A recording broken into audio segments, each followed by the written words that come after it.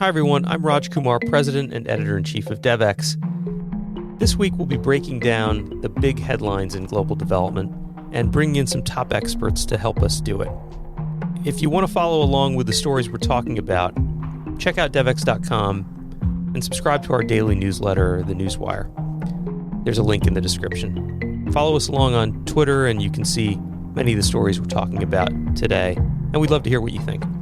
This is This Week in Global Development. I am joined by my colleague Anna Gowell. Hey, Anna. Hi, Raj. Great to be here. Great to be with you. Of course, Anna's the managing editor here at DevX. And Liz Hume. Hi, Liz. Hi.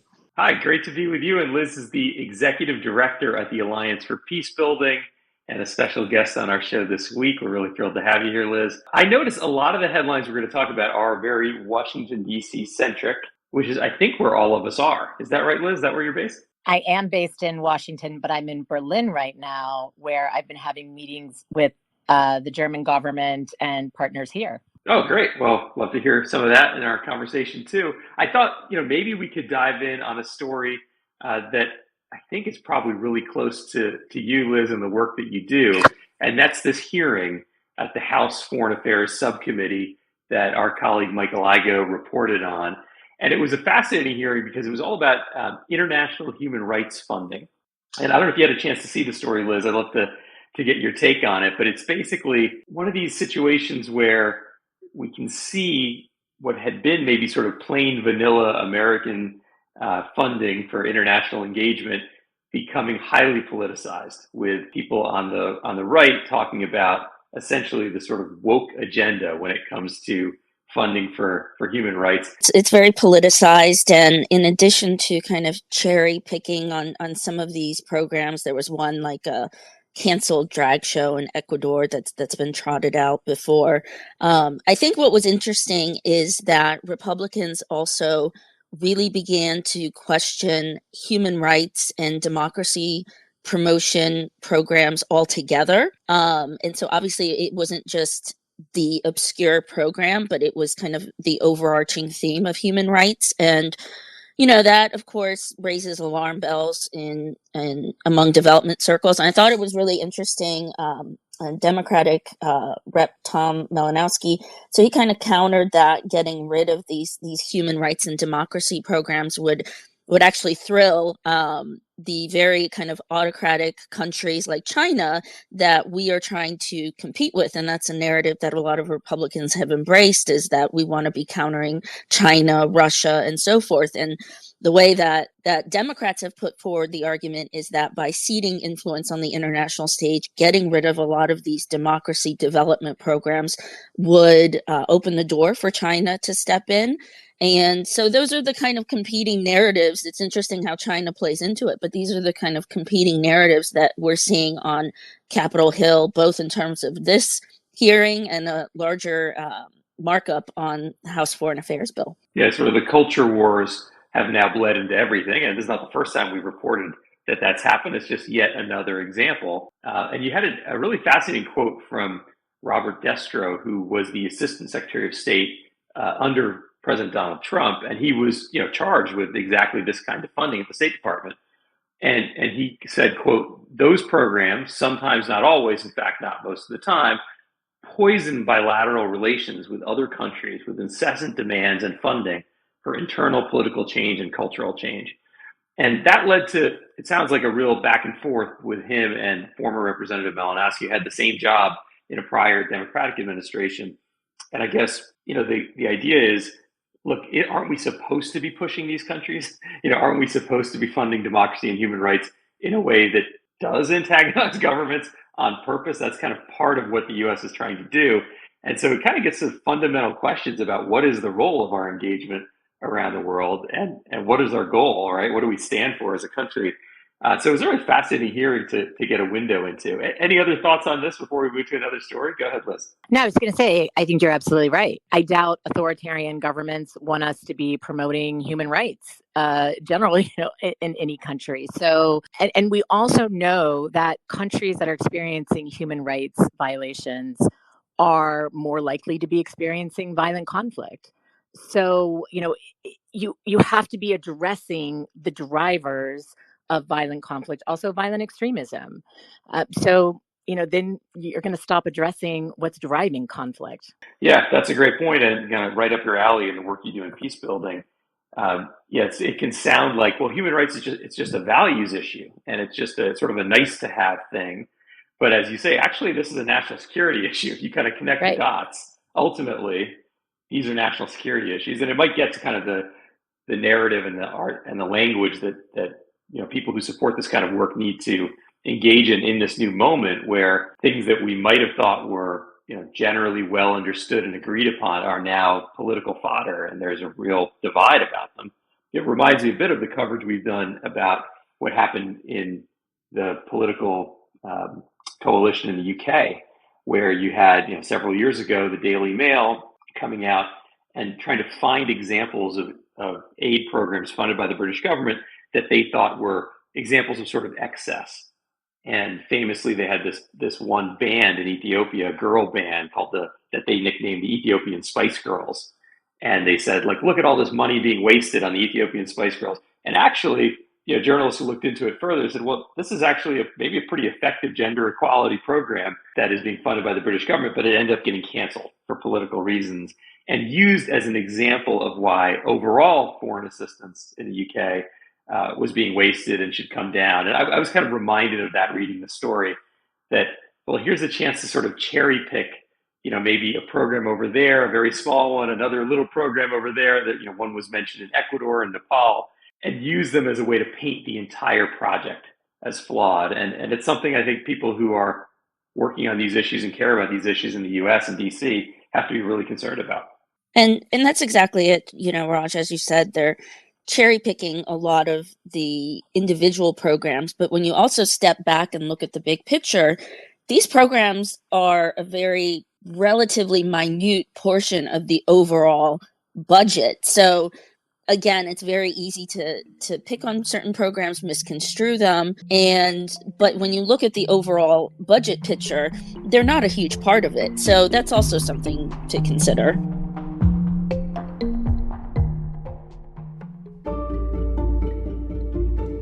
The world is facing a range of health threats, from an increase in disease outbreaks to the health impacts of climate change. I'm Jenny Ravelo, Senior Global Health Reporter for Devex. Every Thursday, we bring you exclusive news and insights on how the health sector is finding solutions to these challenges in our free weekly newsletter, Devex Checkup. Visit devex.com/newsletters to subscribe. Speaking of the overall budget picture, maybe you can just tell people, what we learned this week, because there was a lot of news on the budget front. There was. So the House proposed a foreign affairs budget for fiscal 2025 that would cut foreign affairs funding by 11% compared to 2024. It's also nearly 20% less than what President Biden is seeking. The total tab, not much compared to defense spending. It's about $51 billion. That in and of itself is below 2024 spending, which was 6% less than 2023. So it's a lot of numbers, but suffice it to say, you're talking about a potentially steady series of cuts, even if this 11% doesn't materialize. And that's another key point. It may not materialize. It still needs bipartisan support to get through the House and Senate. And, on the subject of programs that would be cut, you have on the GOP side, the usual suspects. Biden's climate programs would be at the top of the list, would ban funding for Green Climate Fund, for example. Other losers would be the UN, which would lose all funding to its regular budget. Funding would also be eliminated for WHO, UNESCO, etc. And this goes back to the programs that we were talking about with the other hearing. Is Republicans call it wasteful. They want to focus more on supporting allies like Israel, Taiwan, countering China. And again, Democrats are coming back with, if you cede your leadership in the global South, you are opening the door for China to step in. So what ultimately happens to this budget, it will look different, but especially if we see a Donald Trump presidency in November, there are going to be serious cuts, I believe, on the table.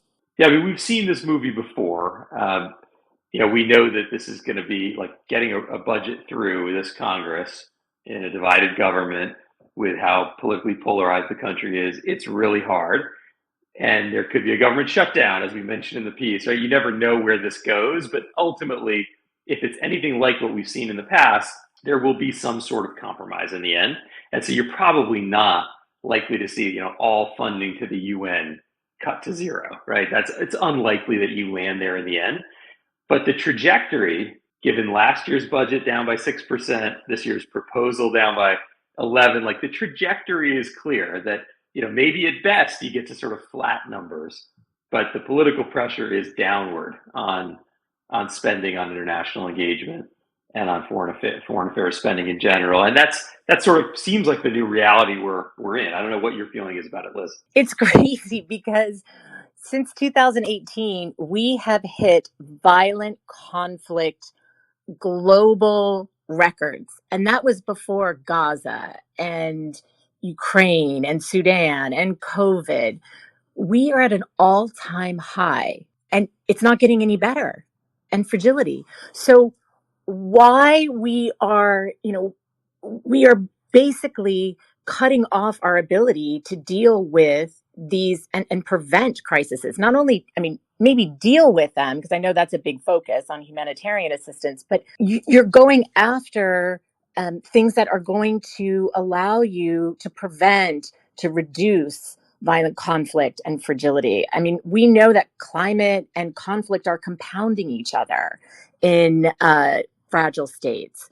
Cutting WHO, we just saw what happened with COVID, that countries that had decreasing social cohesion and trust did terrible. Mind you, the United States, we were scheduled, if you look at global health indexes, pandemic index, the United States should have knocked COVID out of the park, and we didn't. It was 15 straight years of declining social cohesion and trust.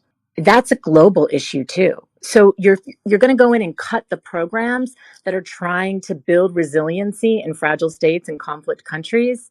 Well, then we can expect that number to continue to increase. Well, and to your point, Liz, about this, global, being global, I think it's interesting because we're seeing this conservative trend across the pond in the EU, which is increasingly embracing what critics say is a transactional approach to foreign aid, one that's more predicated on kind of geopolitical self-interest. Again, China plays a huge role in that.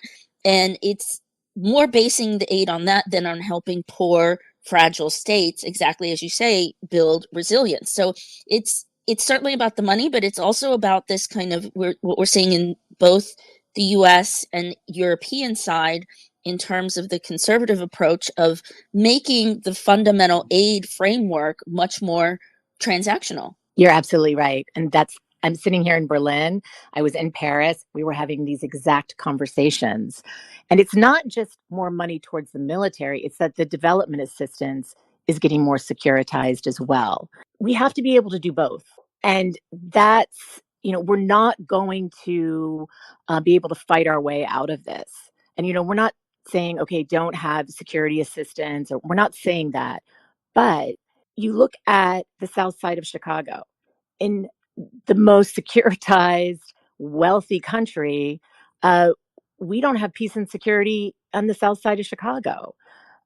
So we have to be able to, I call it walk and chew gum at the same time. We have to be able to work on programs, fund programs, center and prioritize conflict prevention and peace building in our strategies at the same time. And if we don't do that, again, we're going to see, increasing violent conflict. Well, interestingly enough, Liz, you hear a lot of that very same argumentation from members of the military, right? From people in the national security infrastructure in the U.S. Just this week, we did a DevEx Pro live event with Liz Schreier, who of course heads the USGLC, and was instrumental in getting through the supplementals, the 4 supplementals that added up to $9+ billion in humanitarian assistance. And a lot of their coalition that is so effective is former members of the military, current members, people who are part of the national security establishment, who say, look, it's another way of addressing these problems. We can't do it all through military spending. So they're trying to make that case, but it is a challenging environment in which to make it. The politics have just gotten a lot harder. But in fact, speaking of USGLC and speaking of the national security implications, we actually heard this week from the U.S. National Security Advisor. So it'd be interesting to hear, Anna, if you could tell people what he had to say. This is Jake Sullivan on exactly these points. Yeah, I think, the thing that resonated with me and that I think will resonate with a lot of people in the development space is that we're putting out so many immediate fires with all the humanitarian crises taking place, and that this is happening at the expense of building more resilience. I mean, Liz, I think this is something, of course, you can relate to in terms of peace building and conflict prevention. The other point that I think was interesting was that Sullivan kind of pinpointed quote unquote crushing debt as the single thing that is holding back developing countries from addressing these long-term development challenges. And, he said Biden is pursuing an all hands on deck strategy. But, the fact is, like, when you're looking at debt relief and you inevitably circle over to the World Bank and IMF, this is very contingent on Republicans funding, as the U.S. is a major shareholder, to help countries with debt relief. And that again gets back to the budget battles, and that shareholding increase is probably not going to be forthcoming. Yeah, it's a little bit of a catch-22 in some ways we find ourselves in, right? Because like the very politics that is leading to these cuts and the pressure on foreign assistance budgets in places like Berlin, where you're sitting right now, Liz, that politics is being driven a lot by migration. And migration itself is being driven by climate and by conflict. And so we're in something of a vicious cycle where, the migration problem gets worse. It leads to right-wing support in places like Germany, which leads to significant cuts to the German budget. They're cutting their budget this year by about €1 billion in terms of foreign assistance. And then that leads to less funding for the various programs that are sort of meant to address these root causes. And you end up in this potentially vicious cycle. And so the way out of it, in theory, is going to be to sort of hold the line on these cuts while at the same time reimagining how the money gets spent and being much more effective with the pool of money that exists, including through institutions like the multilateral development banks, like the World Bank. That's why there's a lot of sort of reform happening in terms of the way development work gets done, both public and private. At the same moment, there's lots of organizations fighting back on these broader political trends. No, you're absolutely right. And we're lucky if we're going to be able to hold the line on the budget, and additionally in other countries too. It's not just the United States. You've seen it in Sweden. You saw it in the UK. So this is just the trend. However, once again, we have to be able to work on prevention and conflict humanitarian issues at the same time. And we're going to have to get smarter at how we use our development assistance. And, we know that we have to, make it more effective, integrate peace building and conflict prevention into health programs and education programs. We've been talking about this for 20 years with conflict sensitivity. But we did see this in the United States and the Global Fragility Act. And we worked really hard to get that law passed, and we worked with Congress. We had bipartisan support, and it really focused in on how do we do it differently. We have to take a look at a country, and we have to, center conflict and peace building. We have to measure it to see if, things are getting better or not, and what are we doing wrong with our development assistance. And being able to adapt quickly so that we're not just doing a program because we said we were going to do this program and we designed it like 3 years ago. So it really focuses in on how do we change the way we're doing business and partnering with the Germans, for example, and the Dutch in coastal West Africa.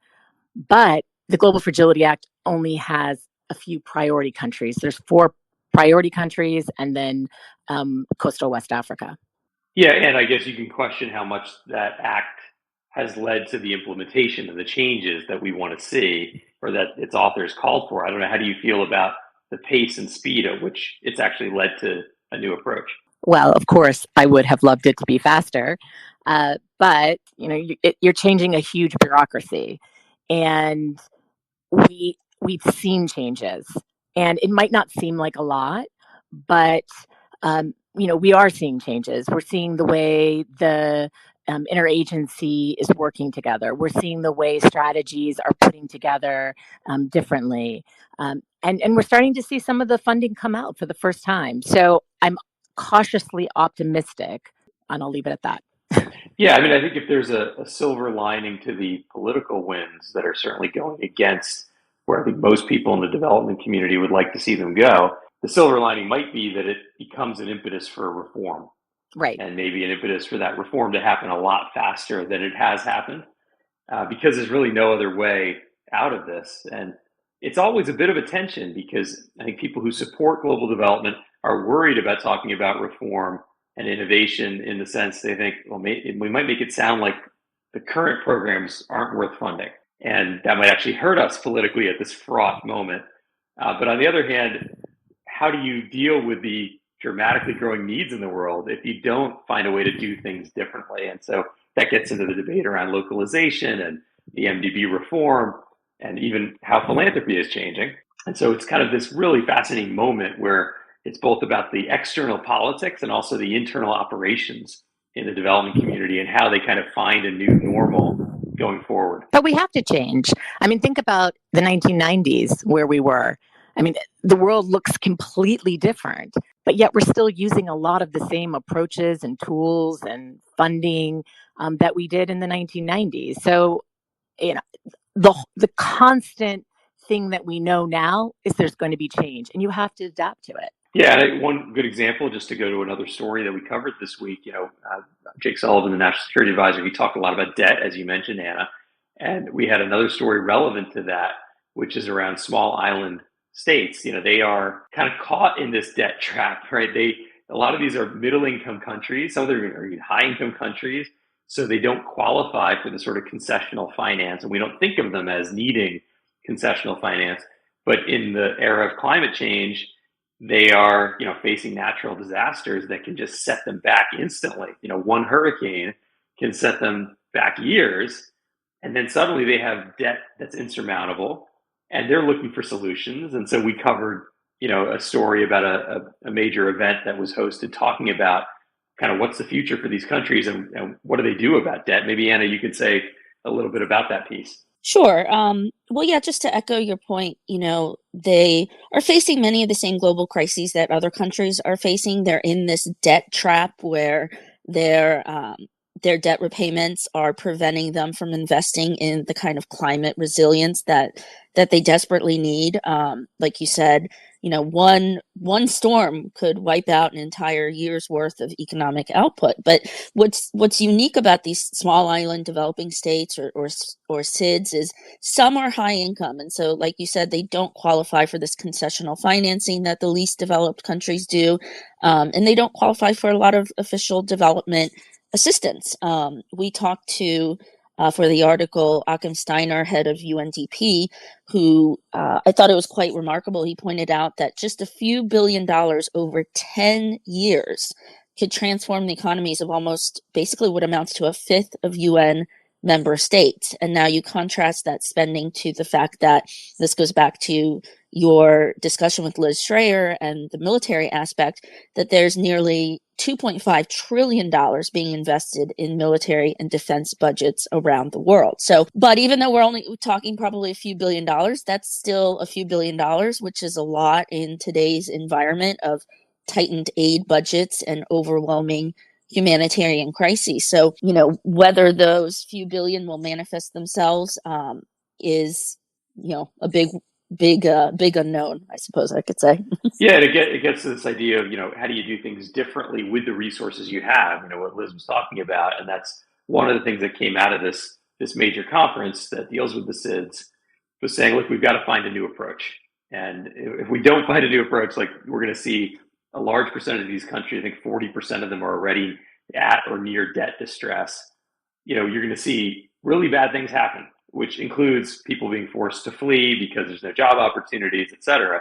And there are potentially ways out of this. There are, innovations, and obviously Mia Motley, who herself heads one of these small island states, she is talking a lot about new approaches to financing, longer term finance, 100-year bond or something, and saying, kind of, this is the moment to do things really differently and to stop coming up with all the objections to doing things really differently, because we're going to get there eventually, just given how big the crisis is.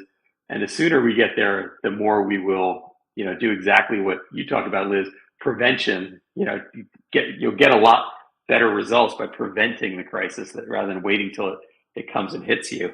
But I think it's just another great example of the need to try to do things differently. And here you have the Secretary General of the UN and leaders of all these SIDS getting together to try to make that case to the world.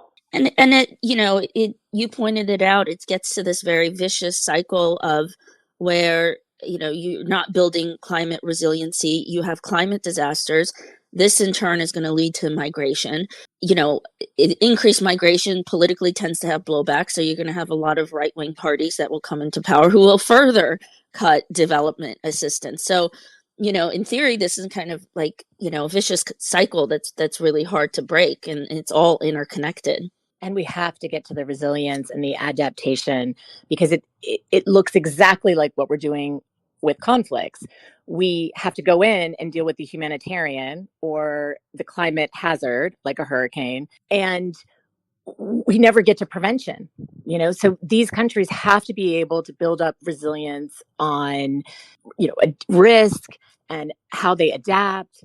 And if not, we're going to see this incredible increase in climate hazards, and we're just going to be, dealing with it financially that way. Yeah, that's right. And a lot of this, I think, is back to that question, not just how much, but how do we spend that money?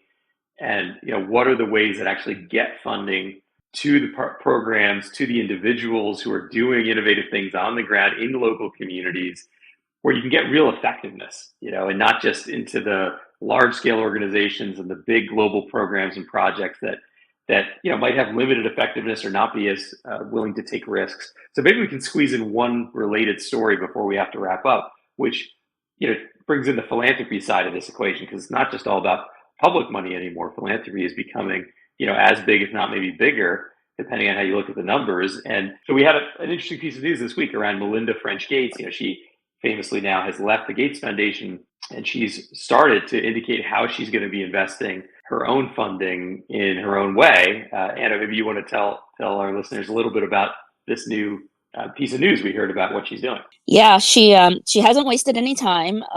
2 weeks after resigning from the Gates Foundation, where she walked away with $12.5 billion for her own philanthropic endeavors, she has announced she will be investing $1 billion in women and girls' rights across the world. And to that end, the story that we reported on, she sent the exciting news to 12 individuals that they would be getting $20 million apiece to give out to other organizations, as long as it falls under that umbrella of women and girls' rights.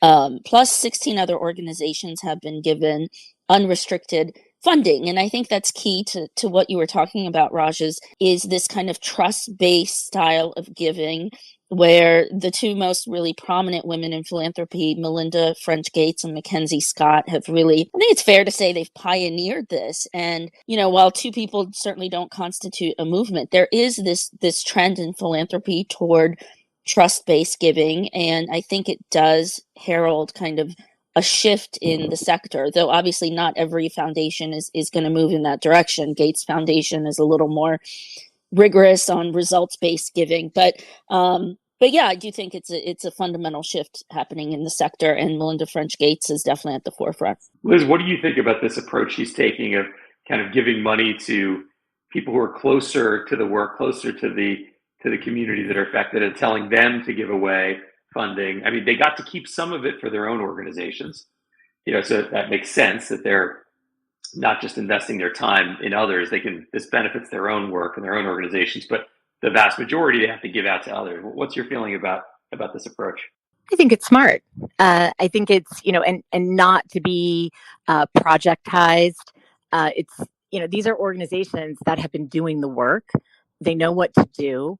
And it's going to allow them to move the funding fast and not be stuck in a project that might become outdated or it's not working, but you still keep doing it because that's what the project says. So I think it's a really smart approach. I also just want to say, I have to, talk about conflict again. Focusing in on women's rights and girls' rights is incredibly smart, and I applaud this work because we know that states with less gender equality are more likely to experience conflict. So, again, if we want to get at that prevention piece, we have to make sure that women and girls have rights.